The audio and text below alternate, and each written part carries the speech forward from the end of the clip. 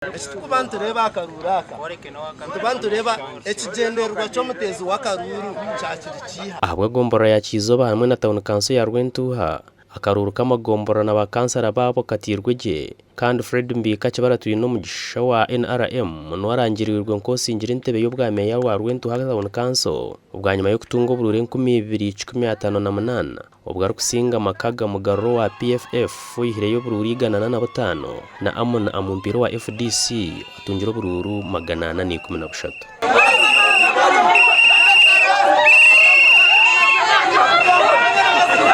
hano ndakoreta uneji twine kubanza kuyivura mu street sensia then tukagezaho kureba ngo tawuneji yahangwa icya kabiri ntegwa kureba ngo town council twa improvinga ebyamashomero ninge byo bwegese etawuni yitu abo kwa twine abana bingi abatakushoma ekikurentere cyabo amashomero ga Rwentuha town council kumuki Victor Bashikundo wa NRM biratuyiro mu ntebe y'ubwa chairman LC yakashatabwe gombora ya Kizoba nuwagarukira akajigarukana n'uburure 12 ubwo ari kusinga Jackson Shemerirwe uwabira yitsimbere na watine kibina amashemero bwonyine ni mingi munonga abo kuba abantu bakizo kuko mbengerezo gukora banzumura kwa mbere siwire nawo amani konka banzumura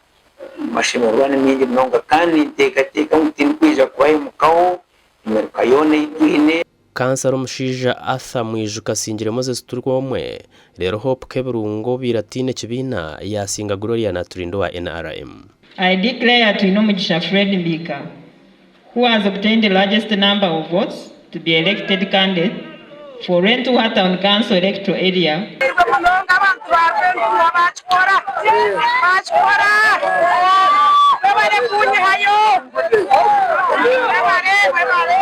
ongejizugo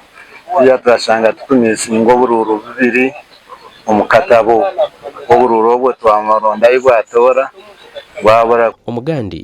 akaruru ko kuronda ba LC yakashato na ba kansara bemero ko mbicweka mu byisingiro kagiremwe mvuyo kandi kizuburikirigirira hababire nibenda kwiba batahi babo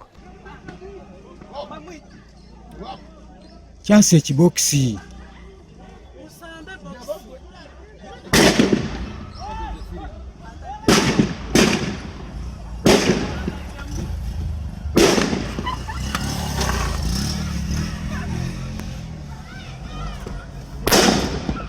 batworeka ngo tutine power kuza kugamba muntu ogwa inakakonje katarike onka security nicheberira security nagambira ngo gwe no murumo no gwanyu nabo bagira ngo ba agent sabari ya polling agent bakikora leta hakimcero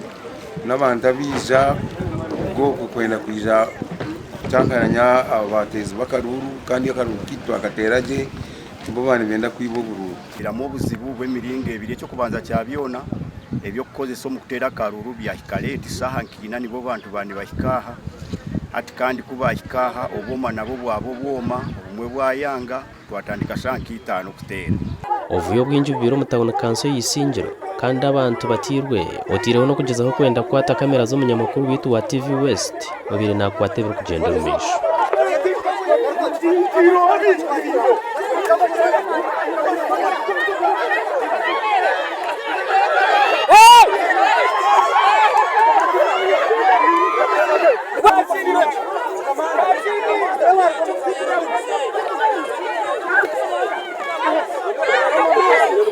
Astamansi ina corona astamansi no kwata cyo mukamera yagusinyako atachitegeza kwateza mukamera nkugamenya gero nkwate gwe lwacho yimiride mu maso ga kamera yange gwe lwacho yimiridawo mu direction ya kamera yange atagala kola chiwamma what is it ate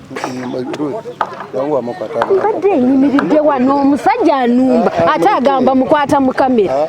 akarubwako twabatwatire twaherize twamazire omuntu anatereso mutereso bakweta kenisi yakakwata yarete kibera yakishukaho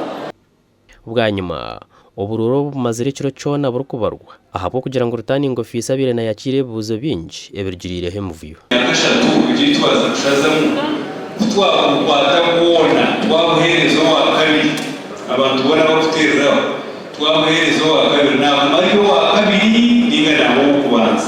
Ronald yatuje katwire ntebe ya Kigagati Town Council ubwo ari kwihamu Sam ndiyaje no mazirimo imyaka 10 kandi ndinzi isingiro kabuyanda na kaberebere Town Council zuzugumire nabame y'abatwireho.